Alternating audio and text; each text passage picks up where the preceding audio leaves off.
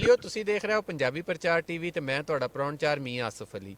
ਇੱਥੇ ਇੱਕ ਸਰਦਾਰ ਜੀ ਨੂੰ ਮੈਂ ਦੇਖਿਆ, ਪਾਕਿਸਤਾਨੀਆਂ ਨੇ ਘੇਰਿਆ ਸੀ। ਉਦਾਂ ਤੇ ਜਿਹੜੇ ਵੀ ਇੱਥੇ ਆਉਂਦੇ ਆ ਸਾਡੇ ਵੀਰ ਚੜ੍ਹਦੇ ਪੰਜਾਬ 'ਚ, ਜਿੰਨੇ ਵੀ ਸਰਦਾਰ ਆਉਂਦੇ ਸਾਰੇ ਹੀ ਇੱਥੋਂ ਉਹਨਾਂ ਨੂੰ ਹਰ ਪਾਸਿਓਂ ਵਾਰਮ ਵੈਲਕਮ ਕੀਤਾ ਜਾਂਦਾ, ਹਰ ਕੋਈ ਉਹਨਾਂ ਨੂੰ ਜੀ ਆਇਆਂ ਨੂੰ ਕਹਿ ਰਿਹਾ ਹੁੰਦਾ।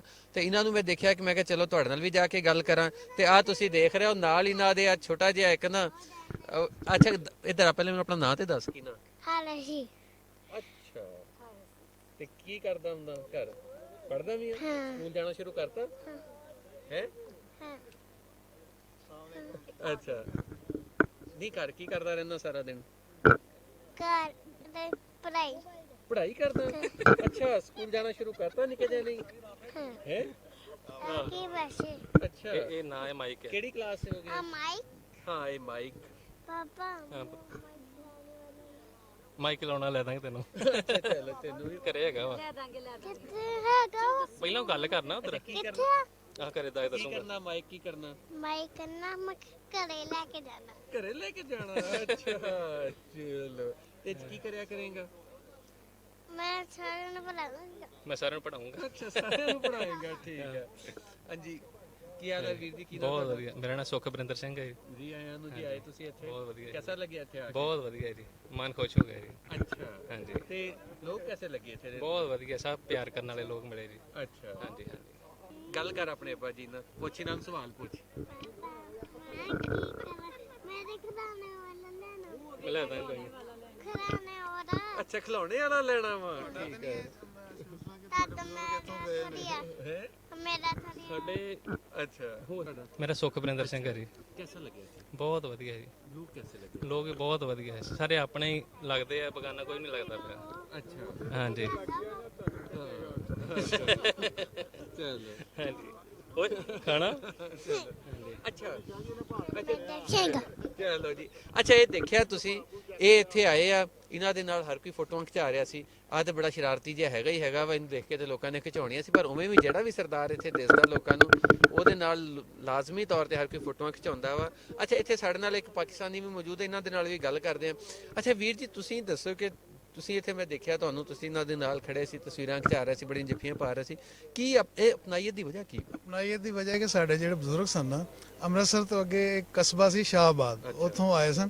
ਉਹ ਅਸੀਂ ਜਦੋਂ ਉਹਨਾਂ ਦੀ ਗੱਲਾਂ ਸੁਣਦੇ ਸਾਂ ਨਾ ਕਿ ਅਸੀਂ ਉੱਥੋਂ ਆਏ, ਜਦੋਂ ਇਹਨਾਂ ਨੂੰ ਦੇਖਿਆ ਸਾਨੂੰ ਫਿਰ ਉਹੀ ਚੀਜ਼ ਨਜ਼ਰ ਆਈ ਨਾ ਜੀ, ਜਿਹੜੇ ਸਾਡੇ ਬਜ਼ੁਰਗ ਦੱਸਦੇ ਹੁੰਦੇ ਸਨ ਕਿ ਅਸੀਂ ਉੱਥੋਂ ਆਏ, ਇੰਜ ਹੋਇਆ। ਫਿਰ ਜਦੋਂ ਅਸੀਂ ਇਹਨਾਂ ਨੂੰ ਦੇਖਿਆ, ਉਹ ਇਸ ਤਰ੍ਹਾਂ ਹੀ ਲੱਗਾ ਜਿਸ ਤਰ੍ਹਾਂ ਇਹ ਕੀ ਸਨ ਪਹਿਲੋਂ ਪਿੱਛੇ। ਉਹਦਾ ਨਾਂ ਸੀ ਸ਼ਾਹਬਾਦ। ਮਸਲਨ ਦੂਸਰੇ ਮਮਾਲਿਕ 'ਚ ਮੈਂ ਗਿਆ, ਸਾਊਦੀਆ ਵੀ ਮੈਂ ਗਿਆ, ਮਤਲਬ ਮਲਾਇਸ਼ੀਆ ਵਗੈਰਾ, ਜਾਂ ਈਰਾਨ 'ਚ ਵੀ ਗਿਆ, ਇਰਾਕ 'ਚ ਵੀ ਮੈਂ ਗਿਆ ਵਾ। ਤੇ ਲੇਕਿਨ ਜਦੋਂ ਇਹਨਾਂ ਦਾ ਕਲਚਰ, ਇਹਨਾਂ ਦਾ ਸਾਡਾ ਕਲਚਰ ਮੈਚ ਕਰਦਾ ਨਾ, ਅਸੀਂ ਜਦੋਂ ਗੱਲ ਕਰ ਇਹਨਾਂ ਦੇ ਨਾਲ ਅਪਣਾਈਅਤ ਹੁੰਦੀ ਹੈ। ਹੁਣ ਉੱਥੇ ਜਦੋਂ ਜਾਂਦੇ ਈਰਾਨ ਨੇ ਜੋ ਫਾਰਸੀ ਵਗੈਰਾ ਬੋਲਦੇ ਨੇ, ਉਹ ਸਾਡੇ ਨਾਲ ਇੰਨਾ ਫਰੈਂਕ ਨਹੀਂ ਹੁੰਦੇ, ਜਾਂ ਅਰਬੀ ਨੇ ਉਹ ਸਾਡੇ ਨਾਲ ਫਰੈਂਕ ਨਹੀਂ ਹੁੰਦੇ। ਲੇਕਿਨ ਇਹ ਜਿਹੜੇ ਹਜ਼ਰਾਤ ਨੇ, ਇਹ ਜ਼ਰਾ ਫਰੈਂਕ ਹੁੰਦੇ ਨੇ, ਕਿਉਂਕਿ ਜ਼ੁਬਾਨ ਇੱਕ ਹੈ ਨਾ।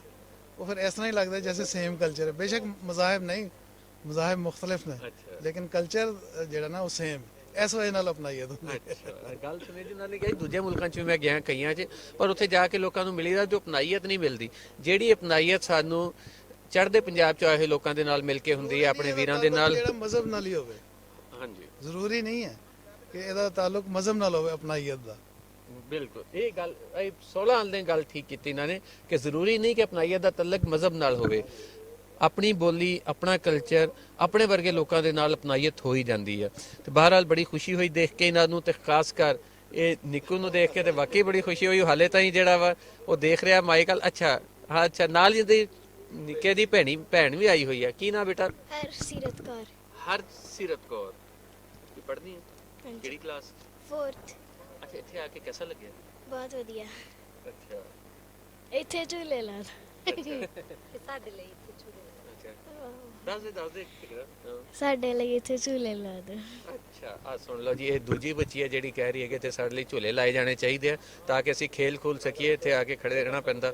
ਬਹਰਹਾਲ ਜੀ, ਇੱਥੇ ਜਿਹੜਾ ਵੀ ਆ ਰਿਹਾ ਖੁਸ਼ੀਆਂ ਤੇ ਲੈ ਕੇ ਜਾ ਹੀ ਰਿਹਾ, ਪਿਆਰ ਲੈ ਕੇ ਜਾ ਰਿਹਾ, ਮੁਹੱਬਤਾਂ ਲੈ ਕੇ ਜਾ ਰਿਹਾ, ਪਰ ਨਾਲ ਪਾਕਿਸਤਾਨੀਆਂ ਦਾ ਮੇਲ ਵਰਤਨ ਵੀ ਲੈ ਕੇ ਜਾ ਰਿਹਾ। ਔਰ ਪਾਕਿਸਤਾਨੀ ਵੀ ਇੱਥੇ ਆ ਕੇ ਮਿਲਦੇ ਆ ਤੇ ਇਹਨਾਂ ਨੂੰ ਬਹੁਤ ਖੁਸ਼ ਹੁੰਦੇ ਆ ਕਿ ਉਹਨਾਂ ਨੂੰ ਇਹਨਾਂ ਦੇ ਨਾਲ ਇੱਕ ਫਿਤਰੀ ਅਪਣਾਈਅਤ ਆ, ਇੱਕ ਕਲਚਰ, ਇੱਕ ਇਲਾਕਾ, ਇੱਕ ਰਹਿਣ ਸਹਿਣ ਔਰ ਗੱਲ ਹਰ ਸਰਦਾਰ ਵੀ ਇਹੀ ਕਰਦਾ, ਜਿਹੜਾ ਵੀ ਮਿਲਦਾ ਉਹ ਕਹਿੰਦਾ ਦਿੱਲੀੋਂ ਪਾਰ ਅਸੀਂ ਜਾਂਦੇ ਹਾਂ ਤੇ ਸਾਨੂੰ ਇਦਾਂ ਦਾ ਕਲਚਰ ਲੱਗਦਾ ਹੀ ਨਹੀਂ, ਲੱਗਦਾ ਸੀ ਕਿਸੇ ਉੱਪਰੇ ਥਾਂ 'ਚ ਆ ਗਏ, ਪਰ ਇੱਧਰੋਂ ਆ ਕੇ ਪਿਸ਼ੌਰ ਤੱਕ ਚਲੇ ਜਾਂਦੇ ਹਾਂ ਤੇ ਸਾਨੂੰ ਇਹੀ ਲੱਗਦਾ ਕਿ ਅਸੀਂ ਆਪਣੇ ਦੇਸ਼ 'ਚ ਹੀ ਹਾਂ।